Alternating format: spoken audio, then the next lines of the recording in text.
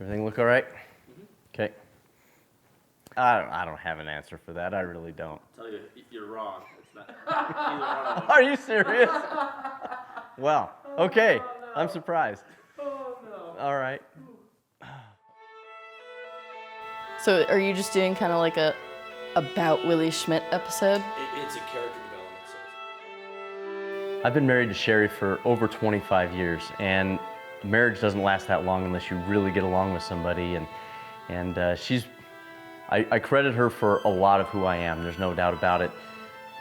With her not being in the outdoor industry, sometimes there's been times where she said some things that I just kind of poo-poo and say that is the dumbest idea. Or I'm not even gonna. I'll pretend like I'm listening and not incorporate it, not do anything about it.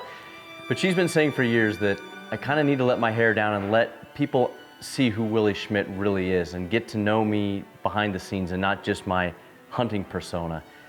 And I recently saw something on social media that said life is like Tetris, and if you fit, you disappear. I don't think that's anything anybody wants to do.